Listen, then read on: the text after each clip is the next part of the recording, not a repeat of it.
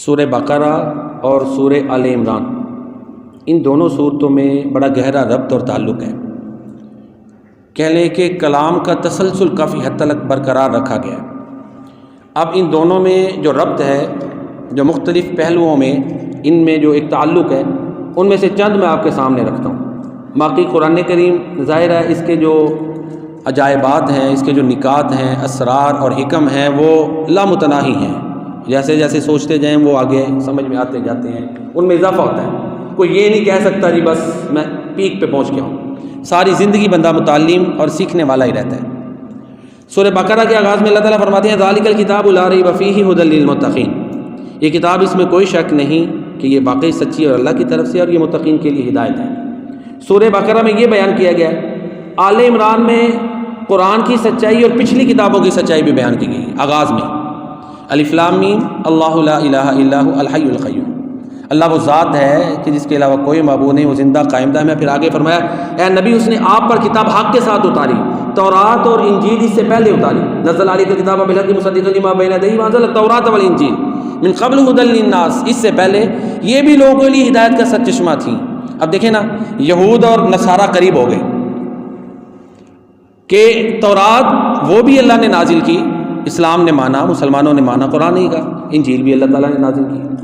تو یہ تعلیمات دی گئی کہ اگرچہ وہ قرآن کو نہیں مان رہے، سچائی کو چھپا رہے ہیں، مسلمانوں کا عقیدہ واضح ہے کہ وہ پچھلی کتابوں پر بھی ایمان رکھتے ہیں۔ تو ایک تو پہلو یہ ہے جس میں جو ہے نا وہ سورہ بقرہ اور سورہ آل عمران میں جو ہے نا ایک تعلق اور ربط ہے، اور دوسرا یہ بھی ہے کہ سورہ بقرہ میں قرآن کریم کو سرچشمہ ہدایت کہا گیا، آل عمران میں بھی کہا گیا، لیکن آل عمران میں ایک دو چیزیں قرآن کریم کے بارے میں اور مزید بیان کی گئی کہ قرآن کریم وہ کتاب ہے جس کی آیتیں دو قسم کی ہیں، محکم اور متشابہ۔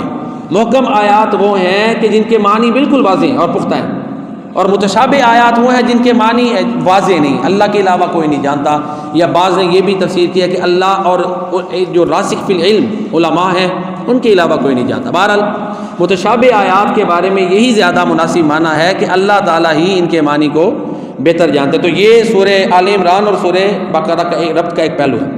سورہ آل عمران میں اس امت کو امت وسط کا، سورہ بقرہ میں اس امت کو امت وسط کہا گیا ہے کہ اللہ تعالیٰ نے اس امت کو امت وسط بنایا ہے، بہترین امت۔ اور سورہ آل عمران میں اللہ تعالیٰ فرماتے ہیں کہ تم بہترین امت ہو جو لوگوں کے لیے نکالے گئے، جو نیکی کا حکم دیتے ہو اور برائی سے روکتے ہو۔ یعنی اس امت کا تعارف دونوں صورتوں میں ہے، اس امت کے تعارف کے جو پہلو الگ الگ ہیں وہ ذکر کیے گئے۔ سورہ بقرہ میں یہ کہا گیا کہ یہ بہترین امت ہے، سورہ آل عمران میں یہ کہا کہ بہترین اس لیے ہے کہ نیکی کا حکم دیتی ہے، برائی سے روکتی ہے، ایک تعلق قائم ہو گیا۔ پھر اسی طرح سورہ بقرہ میں اللہ تعالیٰ نے یہود کے بارے میں بڑی تفصیل سے بیان کیا ہے، اور سورہ آل عمران میں نصارہ سے بہت واضح طور پہ اور لمبا کتاب ہے، ٹھیک ہے جی۔ وہ آیات پڑھی گئی، آج ہی پڑھی گئی ہیں، کچھ کل پڑھی گئی تھی، جو ہے نا وہ یہ ہے کہ پہلے حضرت مریم کی جو والدہ نے نظر مانی اس کا ذکر ہے آل عمران میں، سورہ آل عمران میں۔ پھر سیدہ مریم پیدا ہوئیں، پھر اس کے بعد زکریا علیہ السلام نے دعا کی، ہیں جی، یہی اللہ تعالیٰ نے عطا کیے۔ ساتھ ہی مریم کے عیسیٰ علیہ السلام کی معجزانہ ولادت کا ذکر ہے، پھر ان کے معجزات کا ذکر ہے، پھر عیسیٰ کو اللہ تعالیٰ نے اوپر اٹھا لیا، اس کا ذکر ہے۔ یہ عیسائیوں سے، جو نجران کے عیسائی تھے ان سے مناظرہ ہوا تھا، اس وقت یہ سورہ آل عمران اتری تھی، ٹھیک ہے۔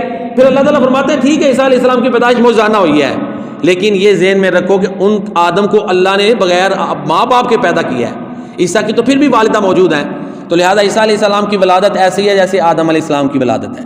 تو ساتھ ہی پھر یہ دلائل دے کے نا، پھر دیکھا نا جب عیسائی نہیں مان رہے تو ان کو پھر مباہلے کا حکم دیا گیا، اچھا تم اگر مسلمانوں کے محمد کریم صلی اللہ علیہ وسلم کے موقف کو، قرآن کو نہیں مانتے تو آ جاؤ، پھر جو غلط ہے اس کے خلاف سارے بات دعا کرتے ہیں، وہ عیسائی بھاگ گئے۔ یہ سورہ آل عمران میں ہے۔ سورہ بقرہ میں اب تفصیل سے پڑھ چکے کہ یہود کی پوری کلاس تاریخ بیان کی گئی، ان کی کلاس لی گئی، ان پر اللہ تعالیٰ جو نعمتیں کی ان کا بیان، ان کی ناشکری کا بیان، پھر ان کو زبردست دعوت۔ سورہ بقرہ میں ہم دیکھ چکے کہ اللہ نے کہا یہ حق کیا تمہیں پتہ ہے، اپنے بچوں کو جیسے پہچانتے ہو اس قرآن کو، اس نبی کو ایسے پہچانتے ہو، مانو۔ یہ سورہ بقرہ میں تھا جو یہودیوں کو کہا گیا۔ تو عرض یہ کہہ رہا تھا کہ سورہ بقرہ اور آل عمران میں بڑا گہرا ربط اور تعلق ہے، کلام کا ایک سیکوینس ہے جی، کلام کا ایک تسلسل ہے، وہ اسپیچ میں کنٹینیوٹی ہے، اس میں انقطاع نہیں، اور ایک پہلو میں نہیں بڑے پہلوؤں میں ہے، ان میں جو ربط ہے وہ بہت زیادہ پہلوؤں میں ہے۔ تو ہاں، سورہ آل عمران میں یہودیوں کی جو چالیں ہیں ان کا پردہ فاش کیا گیا ہے، یہ اگلا سٹیپ آ گیا نا۔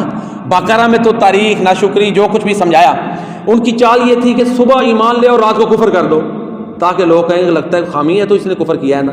تو اللہ تعالیٰ نے اس کے بارے میں آیات نہیں پڑھ رہا، نہیں تو الحمدللہ آیات ترجمے کے ساتھ پیش کر دیتا، وہ کوئی مسئلہ نہیں، لیکن میں وقت کے اختصار کے لیے صرف جو ہے نا وہ اشارے کر رہا ہوں. تو بہرحال یہ سورہ آل عمران اور سورہ بقرہ، ان میں اللہ تعالیٰ نے بہت زیادہ ایک تسلسل قائم رکھا ہوا ہے.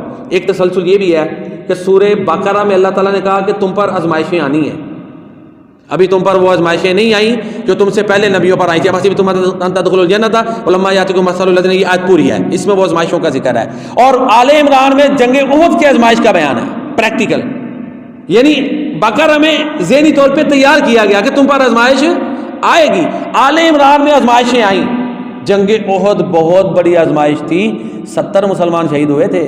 پیارے نبی صلی اللہ علیہ وسلم کے دندان بھی جو ہے نا وہ زخمی ہو گئے تھے، اللہ اکبر، بلکہ ٹوٹ گئے تھے. آپ کا بہت زیادہ وہ لہو مبارک نکلا تھا، اور مسلمانوں میں ایک طرح کی پستی کی پھر تربیت بھی.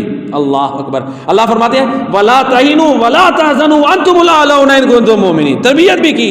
ٹھیک ہے آزمائش آئی، نقصان ہوا، اگر تم ایمان پہ قائم رہے تو غلبہ تمہیں ہی ملے گا. تو یہ سورہ بقرہ اور آل عمران میں ربط کا ایک پہلو ہے. اسی طرح سورہ بقرہ میں نبی رحمت للعالمین صلی اللہ علیہ وسلم کے بعثت کی جو دعا کی تھی اس کا ذکر ہے، اور آل عمران میں اللہ کے نبی صلی اللہ علیہ وسلم کی بعثت کا ذکر ہے. دعا کی قبولیت کا ذکر آل عمران میں ہے.